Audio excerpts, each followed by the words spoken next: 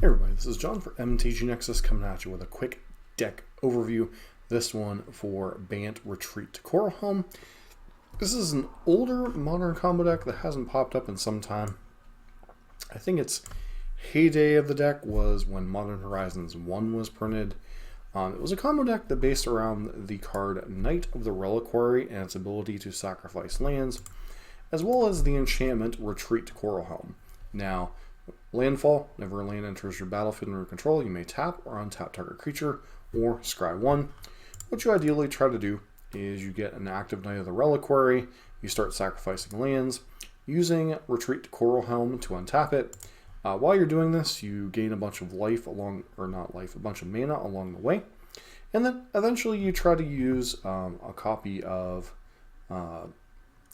Kessig Wolf Run, along with your very large Knight of the Reliquary from having a bunch of lands in your graveyard, and just try to kill your opponent in one shot. You can also use Retreat to Coralhelm if you're getting fetch lands, potentially tap down your opponent's blockers, and then just kill them with your very large Knight of the Reliquary. The rest of the deck is just kind of a Bant good stuff deck. You have Giver of Runes and Noble. Giver of Runes protect your Knight of the Reliquaries in particular. You have Elvish Reclaimers to fetch up your various bullet lands that we'll talk about in a minute. You have Noble Hierarch to help accelerate you into your Knight of the Reliquary. You have Retreat to Coralhelm that we already kind of talked about. Spell Queller, disrupt your opponent a little bit, potentially protect your Knight of the Reliquary. Teferi, Time Raveler, makes it difficult for your opponent to interact with you in a timely manner. Also happens to pair quite nicely with Spell Queller, meaning your opponent doesn't get the spell back when Spell Queller dies, or if you happen to bounce it with your Teferi, it's just exiled permanently. And then Jace the Mind Sculptor, just as a kind of a good utility card in these kind of decks, bouncing potential opponent blockers, missing combo piece, especially Retreat to Coralhelm, as you really have no way to fetch this in particular. You also get to play 4 copies of Solitude, 4 copies of Prismatic Ending, so get to play the good white removal spells along with this kind of Bant good stuff shell. As far as bullet lands, you have 1 copy of Yavimaya to fix the green mana problem, a couple copies of Urza's Saga just to be able to make some constructs, as well as play kind of a grindier game, along with a copy of Shadow Spear and Aether Spellbomb. Would also potentially enable some bullets out of the sideboard if you wanted to go that direction with a deck. Sajiri Step, potentially protect your creature from removal or to fight through possibly different, let's say your opponent is playing Burn or another similar monocolor deck. This will allow you to fight through all of their creatures. And then, you have to play a bunch of plains and forests to be able to sacrifice with Knight of the Reliquary. And then random Ghost Quarter to deal with problematic lands from your opponent, whether they be Tron lands, Urza's Saga, etc. Kessig Wolf Run is kind of the finisher land, so to speak. You also have 1 or 2 red sources there to enable its Stomping Ground in particular to give you the red mana to activate it. And beyond that, you're just kind of this Bant good stuff deck. Sideboard, as I talked about, you have some random bullets. Haywire Might when you need to blow up things like Blood Moon, etc. Potentially something like a Leyline of the Void. Pithing Needle when you just need to shut down random things like opponent's Planeswalkers, other activated abilities, etc. Soul God Lantern when you need a little bit of graveyard hate. Same thing with Bojuka Bog, is a tutorable land you can get with both Elvish Reclaimer and Knight of the Reliquary. Lavinia, so this one, whenever opponent casts a spell, if no mana was spent to cast it, counter that spell. This is primarily your Cascade hate, but also can be very good against Tron when opponents are trying to cast spells with mana greater value than the number of lands that the player controls. Force of Vigor when you just need to blow up things, whether it's Hammer Time stuff, Urza's Saga, Blood Moons, etc. Veil of Summer when you need to protect your combo from counter spells.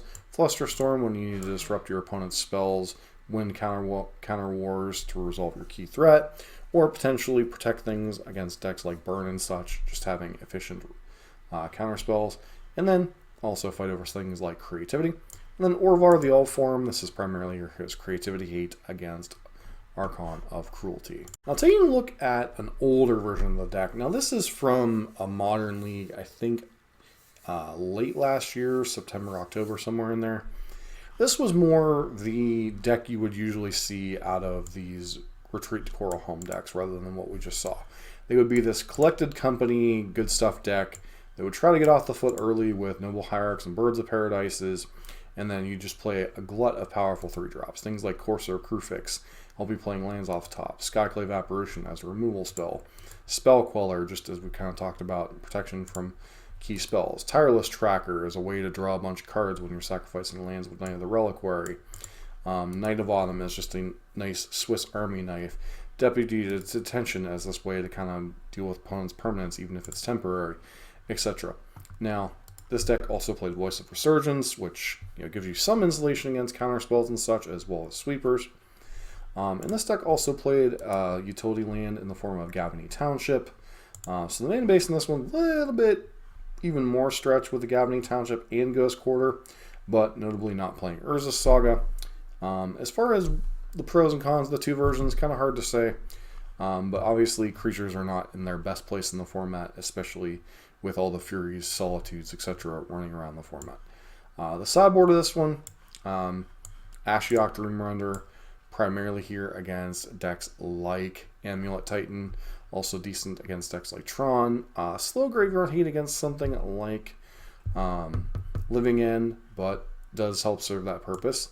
Knight of Autumn, utility card we've already kind of talked about. Lavinia, we've already seen this pop up as a bullet in the previous version. Teferi, helps against Cascade, helps against protection from removal spells during your key turn. Collector Roof here, basically Stony Silence. It's okay. It doesn't stop all of Hammer's abilities, and most of Affinity anymore doesn't really terribly rely on artifact activated abilities, but does shut down their lands most of the time. Sanctifier and Vec for decks like anything red base, so mono red mid-range, Rakdos Scam, etc. And then Path to Exile, good removal spell to have access to, although somewhat forgotten in today's modern format. Now, this deck certainly has fallen off. Unfortunately, like a lot of creature decks, it does rely on your key pieces to resolve and stay in play. You do have this kind of mopey backup beatdown plan, but really that's not all that good in the modern format anymore. So hence why you don't see this deck pop up as much. But if you did see the kind of Bant good stuff version of the deck do well recently, and it's switching to an Urza Saga build, which makes some sense, but also does stretch the mana base. But you are primarily green and blue deck, or green and red deck. Wow, green and white deck that is splashing for a little bit of blue for the Retreat to Coralhelm and some utility cards. So if you remember that, your mana base isn't stretched quite as thin, but still a little bit dangerous overall. Certainly a deck we're going to give a go at some point. It's a deck that I really wanted to play at some point in the modern format before Modern Horizons 2 happened, and Fury and Solitude, and as well as Unholy Heat, made creature decks almost unplayable in the format to a certain degree. But deck, it's exciting to see it come back, and hopefully we'll get a chance to get some games in with it and see how it holds up in the current format. If you like these kind of deck overviews, don't forget to like, comment, subscribe, and hope to see you for the next video.